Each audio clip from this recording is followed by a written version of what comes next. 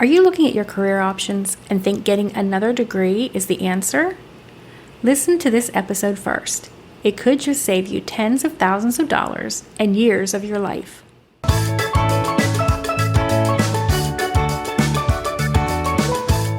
Welcome to the Stay at Home Nurse Podcast. I'm your host, Deanna Cooper Gillingham. For over 25 years, I've strived to use my nurse credentials to find work that fit my lifestyle. Whether it was raising my 4 children and 3 fur babies, traveling the world, or moving to Mexico and living on the Caribbean Sea. Sometimes I succeeded, and sometimes I failed, but I always learned from the experience. Now, I want to help you by sharing what worked and what didn't work. There are so many opportunities out there for nurses today. The Stay at Home Nurse Podcast will inspire and equip you to have a nursing career that is meaningful and supports your lifestyle. Now let's get started. Hello, and welcome to this week's episode of the Stay at Home Nurse Podcast. This week, we're going to look at things that you can do instead of getting another degree. These are things that can make you more marketable, earn you more money, and give you better work-life balance. We all get to that point in our career where we wonder what's next. Are we going to stay a floor nurse forever? Are we going to move up the career ladder? I remember looking up the career ladder, and I didn't like what I saw. As a floor nurse, my options were charge nurse or manager if I wanted to move up. The charge nurse had more responsibility and a whopping 30 cents more an hour. She was still expected to handle a patient load and be in charge. And if someone called out for the next shift, she was responsible to find a replacement or stay herself if she couldn't. No thanks. I looked at the managers. They were so stressed. The directors and upper management were asking more and more of their team, and their team was complaining that they were overworked. The managers were stuck in the middle. They were getting it from both ends. Again, no thanks. But I wasn't satisfied staying where I was either. So I started looking at, should I go back for my bachelor's? If you've listened before, you know that I have an associate degree. I've often thought about going back for my bachelor's, but every time that I looked into it, I just couldn't justify the cost, the time, and the effort that it would take. But that didn't stop me from growing and having a wonderful career. It didn't stop me from getting work-life balance. It didn't stop me from being happy with my career, being rewarded, and getting more money. Now, that being said, in today's climate, if I was working as a new nurse today, I probably would go back for my bachelor's just because things are really moving in that direction. And if I'm looking 20 years into the future, that's probably something that I would want to have. So I might be keeping that on the back burner, especially if I can get my employer to pay for it. But there's always strings attached. So just remember, even if your employer is paying for it, they're probably going to require you to continue working at their place of employment for X number of years. And that does not guarantee that you'll get a raise to reflect the new degree that you have. So you'll want to really research this very carefully. Another reason you may not want to go back for another degree, especially if you already have your bachelor's degree, is something called the golden handcuffs. The more time and energy we spend on a career, the more we are handcuffed to that and we feel we really can't do anything else. We now have large student loans that need to be repaid, and going backward and doing something that maybe would be more rewarding but less pay is something that we can't even think of because now we have all this student loan debt. Okay, so if we've decided that at this time we don't want to get another degree, what are some things that we can do instead? The number one thing I recommend doing is specializing. Now, this can come in many forms. You can get certified, you can take a course or two, you can become a super user, you can get training on equipment and software, or you can volunteer to be educated and cross-trained in different areas. Okay, first let's talk about why specializing is such a great option. When you go from becoming one of the many nurses that can work in the unit to one of very few who can do something very special, you're not only of value to your current employer, but you're much more marketable if you decide you want to leave and go on. As I've stated before in previous episodes, I've always found that you are more appreciated at your next job than you are at your current job. But that's another topic. Okay, so specializing. First, I want to tell you a story about a nurse that specialized. She was working in a GI lab, and she had the opportunity. They had asked for volunteers to learn some new equipment. There were 2 new pieces of equipment that were going to be purchased, and they were looking for volunteers who would learn how to use this equipment. Now, most of the people in that unit said, no way. If we learn how to use this, we're going to be called in because we're the only one who can use it, and every time there's an emergency case, we're going to get called in. Well, this nurse decided she really didn't think that that was too much of a problem. She didn't feel like it would be used that much, and they did promise her that they would be training everybody eventually. So she went ahead and she learned how to use the first piece of equipment. They used it sparingly, maybe once or twice a month, but she did get some experience with it. Then it came time for the next piece of equipment to be purchased. Again, they asked for volunteers. Everybody refused except for the one nurse, and she got trained on the second piece of equipment.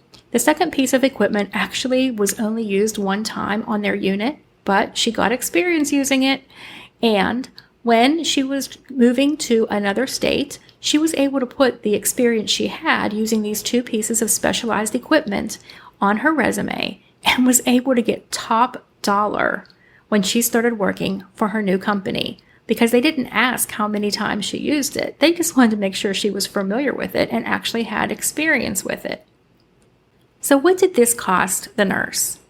It took a weekend away where she learned how to use the equipment through a special training, and it also cost her $0. Yes, you heard me, $0. She was 100% reimbursed. She got to go away for a weekend and enjoy herself while she was learning how to use this new equipment.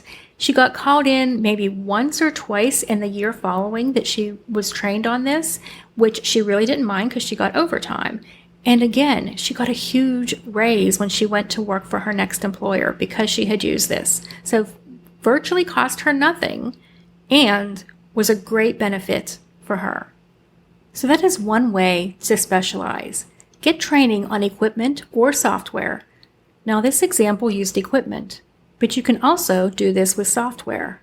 Most hospitals recently started using electronic medical records like Cerner and Epic. Now, I know this was a big upset for many hospitals. It was really hard to learn, and I think there was a lot of resistance from what I hear. But again, learning to be a super user for these, that puts you in a very small pool. And I personally know nurses that became super users of equipment and then were hired by the company to go out and train other hospitals on how to use that equipment. Now, if this isn't your thing or you don't have this opportunity, another opportunity to specialize is to get certified. Getting certified puts you in a very unique category because you are proving that you have reached a level of competency that would be considered expert. You're no longer just an average nurse. You're now a certified nurse. And just for the record, I don't think any nurse is an average nurse. But I know a lot of times our employers think that any nurse is interchangeable with any other nurse. But when you're certified in critical care or labor and delivery, you're showing that you're an expert in this particular area.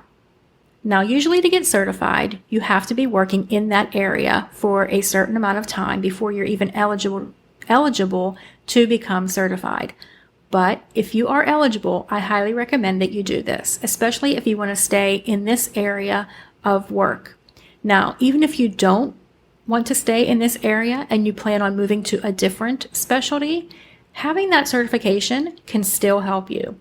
Twice I received certifications and then left the employer and was not able to continue my certification because I was no longer working in that area. For example, I became certified in oncology.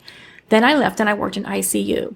Well, to reinstate my certification, to keep my certification and to renew it, I had to have so many hours of oncology in the last so many years. I didn't meet that criteria, so I had to let my oncology certification go.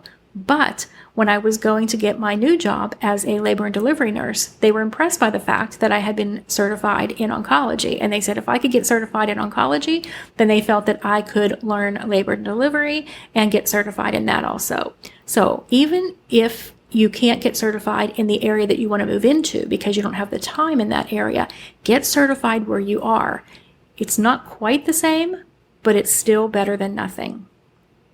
Okay, if you do decide that you want to move into a new area of expertise, a new specialty that you don't already have experience in, and certification is not an option for you, take a course or two.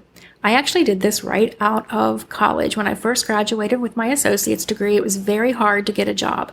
So instead of doing nothing, I decided to go back. They were having continuing education classes, actually. One was an EKG interpretation class, an advanced EKG interpretation, and the other one was an ICU course. So I went ahead and I took both of those. And again, that helped me to get my foot in the door. The job I got was not ICU.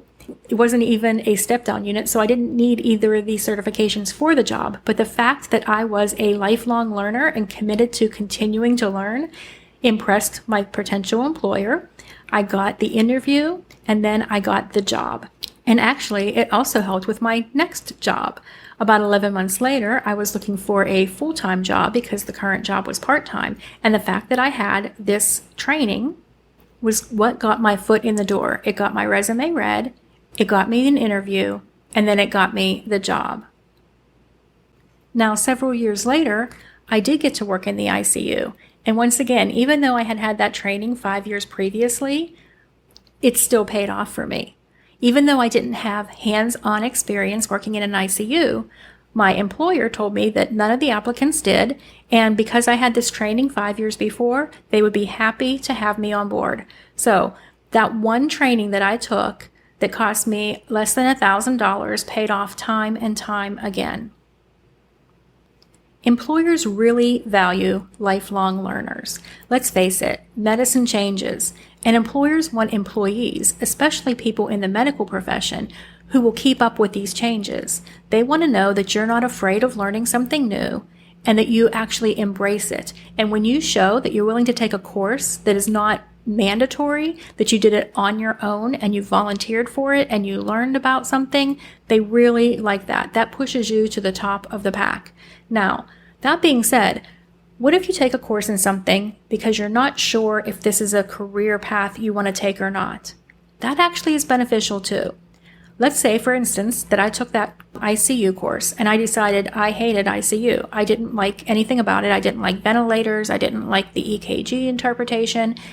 It would still be worth it to me to take that course and realize it's something that I did not want to do.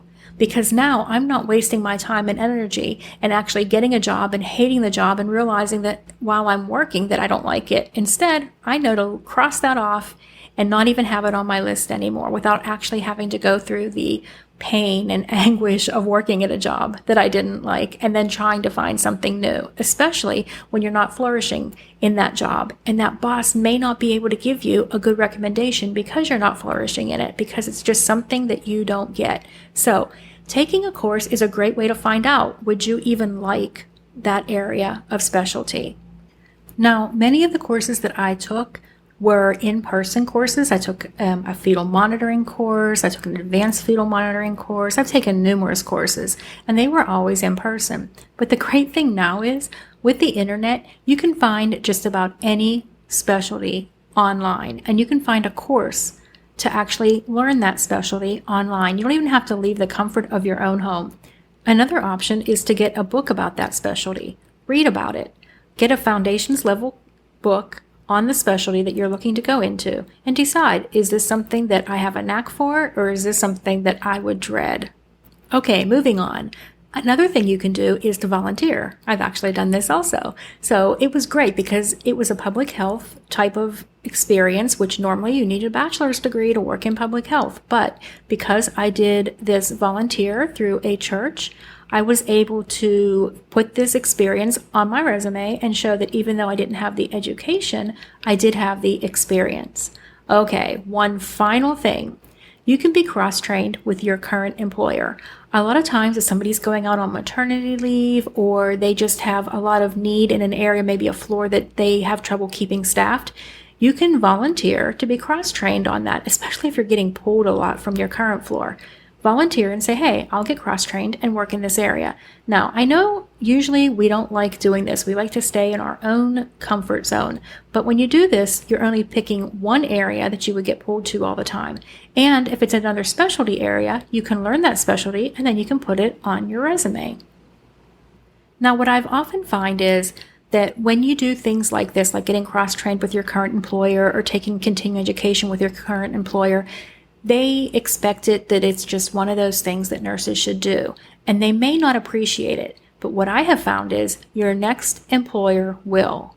And good employers will be willing to pay you top dollar because you have the expertise in that specialty. So if you're thinking about going back to school, do this first. Look at the job description of the position that you want. What do they require you to have? If they require you to have a degree that you don't currently have, it may be an option for you to go back to school. But if they require experience and you can get the experience even without the degree, you may still be able to get that job and then let them pay for the degree. So let's talk about experience for a minute. How do you get that experience? How do you get your foot in the door? Well, you can request to job shadow, and then maybe from there you can get to cross-train. You can also volunteer, as we just mentioned, or you can get complementary experience. Is there some kind of experience that maybe is very complementary to that, even though it's not directly the same? Okay, I want to circle back a minute because I forgot something really important, and that is becoming an expert. How do you become an expert? And why would you even want to think about becoming an expert? Well, let's talk about the why first. When you can put on your resume something that shows that you are an expert in a particular specialty, you will get paid a lot more and you will get a lot more of the better jobs that are out there. So, how do you show that you're an expert? Well, there are several ways. One of the ways is to go to a conference and actually present at the conference. When you can put on your resume that you presented on a certain topic relevant to your industry, wow, that's a game changer. And you don't have to present and talk in front of an audience. If you're afraid of talking, if you're an introvert, if the thought of getting on stage and presenting in front of hundreds of your peers terrifies you, did you know that most conferences have poster presentations? Yes, you heard me right. You still get to put on your resume that you presented at a conference. But it's a poster presentation. So you create the poster, you explain everything in the poster, and you don't have to actually present in front of hundreds of your peers. Now, what is so awesome about that is so few people do it. Just like so few people take courses and so few people get certified. So when you can stand out by having something like this on your resume, you can bet you're going to get the attention of the employer. And not only that, when it comes time to negotiate salary, you're an expert. You're not entry level. Another great thing about this is when you attend a conference, you get to meet so many people from all over the country that do the same thing that you do, that are in the same specialty. This is a great way to network because remember, networking is how you get the best nursing jobs. And on top of that, when people see that you are a presenter at that conference, that really elevates your status. Other people will see you as an expert at that conference, and when they need to hire somebody with a certain set of experience and expertise, they're going to think of you. Okay, we've covered a lot in this episode. I want to leave you with one final story. This story is of a physical therapist. It's not actually a nurse, but the lessons learned are applicable to nurses.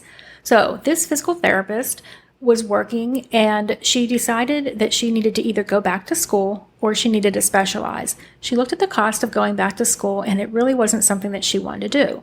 But there was a conference in her area and there was a speaker at that conference talking about incontinence. And she went to that and she really enjoyed it and she was able to incorporate some things. She went to her boss and said, hey, I'm incorporating all these things. It's really working. This is great. Can I go to this next conference and take this next course that will really help me to do better with this? And they said, of course. So they let her go to this next conference, which they paid for. And then there was a course that was attached to that conference, which she was able to attend, which they paid for also. She kept doing this for a couple years, and now she is considered an expert in that field. People will call her from all over the country to get her expert opinion. She is also now teaching some of those classes. She's teaching her coworkers, she's teaching her peers, and she's had several job offers to leave where she's at currently and go somewhere else. Now, she loves where she's at, so she hasn't decided to do that, but the possibilities are endless because she specialized, and it did not require tens of thousands of dollars. It did not require a year or two out of her life of studying and going back to school, but yet she's getting paid more money than she would have if she went back to school, and she is also doesn't have all that student loan debt. So I really want you to think about, before you go back to school, before you decide you need another degree, is this really what I need? I've had so many people that have come to me about a business idea that they have, and they want to start this business, and they want to be an entrepreneur, and they want to live on the beach like I do.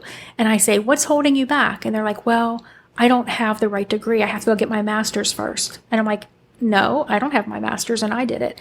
And they're like, but nobody will believe me. Nobody will respect me if I don't have this degree. I beg to differ. I was able to create a successful business with my associate degree. I do just-in-time learning. I learn what I need to know when I need to know it. I wrote books on specialties that are now considered the best in the industry because I spent the time to research it and do it, and I used my just-in-time learning, and then I shared what I learned with others. So, yes, if you want to go to be a certified registered nurse anesthetist, you will need to go back to school. If you want to be a nurse practitioner, you will need to go back to school. But if you want to continue to be a bedside nurse, really think about, is getting another degree in your best interest, which it may be, or is there something else that you can do to test the waters before you even go back for that degree and make sure that this is an area that you want to continue in? Okay, we have covered a lot in this episode. It went a little longer than I was planning, but I think it's such important information. A lot of times, we don't want to spend $100 or $500 or $1,000 on a course or a certification, but we're willing to spend $10,000 to $20,000 on a degree. And we're willing to pay for 10, 15 years for that degree, and we won't pay for 2 or 3 paychecks for this certification that will potentially give us just as much, if not more money in the long run. So really, my plan and my hope for this podcast is it will open your eyes to the possibilities, that you will start to see more possibilities than just the default of, should I get another degree? And I want to back up for a minute and just let you know what prompted me doing this podcast episode on this topic. I have had so many people come to me and say, which degree should I get? Should I get a bachelor's of science in nursing? Should I get a bachelor's in something else like education? Should I get a master's in education? Should I get a master's in nursing? And my question is always the same. None. Why? Because you're not telling me what you want to do. If you say, I want to teach at a university, which of these should I get? I can answer your question. But when you just want to get a degree for the case of getting a degree, then you really shouldn't get the degree. If you don't have a purpose behind it, I want to work here, I want to do this, what is that degree going to teach you and enable you to do? And if you don't have a good answer for that, it's not just because you want to get off a night shift, because that degree is not going to get you off a night shift. Okay, I'm sorry, I'm rambling now, but you get the picture. I'm very passionate about this. I had the roadblock in my head that I thought I couldn't do certain things because I only had an associate degree. And I have come to learn that that is not true. I've done amazing things with only my associate degree because I continue to learn and I continue to teach others what I learn. Okay, that's a wrap for this week's episode. I hope that it will at least open your mind to the possibilities that are out there, and I hope that you will share it with somebody else who needs to hear this podcast. Also, I would absolutely love it if you would consider leaving a review. Reviews are so important to this podcast. They help others to know why you like it. So let others know why you like this, why they might be interested in it, and leave us a review. I would really appreciate it. Again, if you have a question for me or a topic you'd like me to cover, please send that to hello@thestayathomenurse.com. I love reading your emails. And don't forget, one last thing, we also have a Facebook group, the Stay at Home Nurse Podcast. I would love for you to join us there. Okay, that's it for this week's episode. I look forward to speaking with you again next week. Adios from beautiful Puerto Aventuras, Mexico.